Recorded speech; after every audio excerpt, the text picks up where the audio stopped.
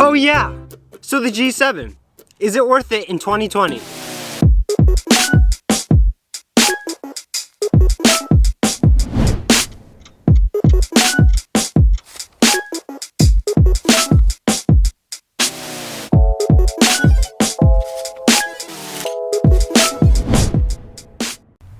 So the Panasonic G7, you get 4K, you get 1080p 60, you get a flip out screen, you got tons of custom buttons, but is it worth it, especially with all the competition from the M50 and the A6100?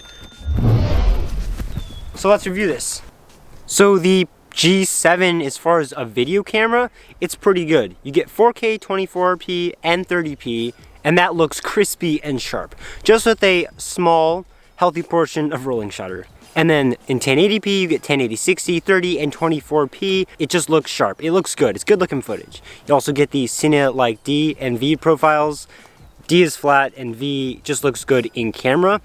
And then you get a mic jack, so you can add an external microphone, which is nice. And it's a must-have. And then there's the continuous video autofocus. Let's be frank, it's atrocious. But if you're okay with just dragging to focus, it works really well. It's pretty accurate, it works, just not for continuous autofocus. And then if you can do manual focus, which is always a nice thing to be able to do, it works fine. So the G7 for stills quality, it's fairly good, 16 megapixels, but there are better for the money. Honestly, any camera from a respectable brand that came out recently is probably good enough. But here are some stills I took with it on screen here. It works. Well, that's kind of janky, but the camera isn't.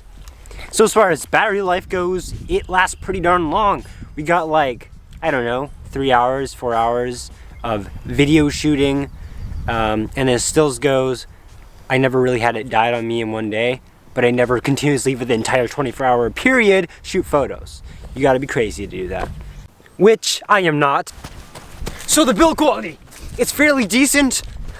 It kind of feels like a toy, but it's strong enough to the point where if I did this with it, it won't break. That's good. It didn't break. Oh yeah! Upgrade path. As far as the upgrade path goes, there are a few good options. I mean, these lenses, all the Micro Four Thirds lenses work on the Pocket 4K and 6K, and those are both nice cameras. RAW 6K and RAW 4K, that's pretty nice. So if you get into like corporate work. But then as far as upgrade from this, there's a G9, GH5, and then there is your tail of GH6. So as far as lenses that you probably should get for this, other than the kit lens that comes with it, it's not the greatest. I would probably get one of the Sigma Primes. You got your 16mm 1.4, then you have your 30, and then your 50, and they're all 1.4 lenses. They're all fast, and they're well built, and they just feel awesome, people say. I personally don't have one. It's a good camera if you're okay with getting into the Micro Four Thirds system. I mean, it's good. If you're gonna really be wanting any of that delicious bokeh, you're gonna want a fast lens, like the Sigma 16mm 1.4. Like this video and subscribe.